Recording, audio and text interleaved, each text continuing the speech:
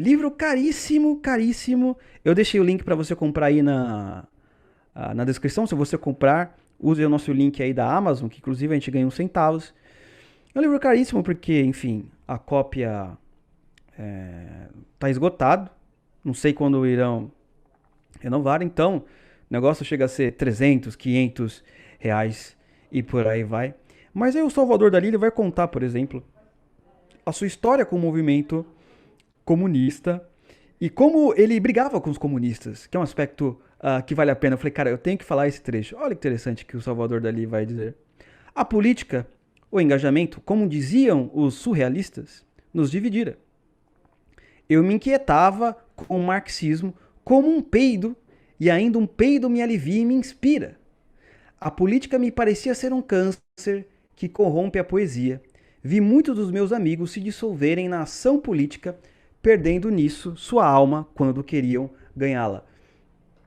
E olha que aspecto fascinante aí do nosso Salvador Dali. Ele fala como o artista ele se corrompe quando ele entra para um movimento político. E ele está falando justamente do marxismo, no geral, que o marxismo ele colocava certas amarras, não é? Colocava prisões que o artista não podia ir mais longe. E olha, gente, de certa forma a gente está pensando assim, peraí, Salvador Dali, ele, meu, cara batendo no comunismo, tá? Mas, amigos, vocês não sabem até onde ele queria chegar e os comunistas não permitiam. O negócio era, por exemplo, ele vai colocar justamente nas Confissões, que é um livro que vale a pena ser lido, que ele queria até fazer, como eu posso dizer, quadros com insinuações sexuais com a Virgem Maria, com Jesus Cristo. Então, ele tava nervoso com os comunistas, porque para os comunistas, se ele participasse do movimento e chegasse nesse ponto de fazer certas insinuações com figuras religiosas importantes, os comunistas iriam perder o quê? A força popular. Não há?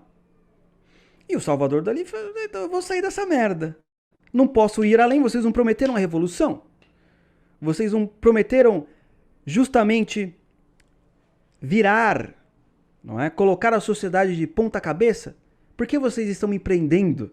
Por que vocês não deixam realmente nós irmos além daquilo que o homem padrão médio quer chegar? E olha que interessante, essa parte ela é muito interessante, porque os surrealistas, de certa forma, Salvador Dali, ele vence a briga. É só a gente perceber como são os quadros que são feitos hoje pela esquerda no geral. Todos eles têm este aspecto, talvez não o traço de Salvador Dali, porque se a gente ver aqui, deixa eu voltar aqui para o Salvador Dali. Se você perceber bem, esse quadro que tem elementos eróticos e por aí vai, ele tem uma qualidade técnica, no sentido assim de traço, impressionante. Não é? A qualidade técnica ninguém pode negar. Tudo bem que tem um pouco de abstração, com subjetivismo, todas aquelas coisas que a gente já conhece. Mas, comparado aos outros quadros que a gente viu, você vê que tem uma qualidade técnica realmente boa. Então você vê hoje que a maioria dos artistas de esquerda se bebem daquilo que o Salvador Dali sempre quis fazer. E que os comunistas na época não o permitiam. Não o permitia. Tá? Então, olha que interessante esse aspecto que nós conseguimos perceber aí no movimento histórico. Tá? Então foi por isso que eu falei que, melhor eu explicar isso daqui direito, porque parece que o Salvador Dali tá junto com os comunistas, mas ao mesmo tempo não tá, mas ao mesmo tempo quer fazer revolução. Mas por outro lado, os comunistas não querem deixá-lo fazer revolução, então são muitos nós. Tá tudo bagunçado, né? É como É complexo realmente esse período aí, no final de 1890 a 1944, 1940. O negócio não é muito simples. A gente vai ficar algumas aulas ainda durante essa época, certo? Mas vamos continuar aqui o diário de Dalí, tá? Então ele vai falar: o número 4 de la Revolução Surrealiste, na aula anterior eu falei dessa revista, não é? Só que era número 3, aqui é o número 4. O número 4 de la Revolution Surrealiste, publicara em 1931, sob o título de Revière, acho que é assim que fala em francês, né? Revière, um texto meu que, sem nenhuma censura, apresentava uma descrição erótica a respeito de Dulita, uma das heroínas da minha infância. O Partido Comunista achou esse texto pornográfico e uma comissão foi designada para tratar do assunto. Convocou os representantes do grupo surrealista liderado por Aragon, que foi intimado a publicar um comunicado de condenação. Aí, nos diários, nós temos a briga que nós estamos vendo a briga entre o Partido Comunista e Salvador Dalí, certo? Então, olha que interessante. O Partido Comunista naquela época já era muito bem estruturado, tanto é que enviam um sujeito dentro do partido que também era surrealista, mas não era tanto quanto o Salvador Dalí, para intimá-lo. Então, olha como era a organização do Partido Comunista naquela época.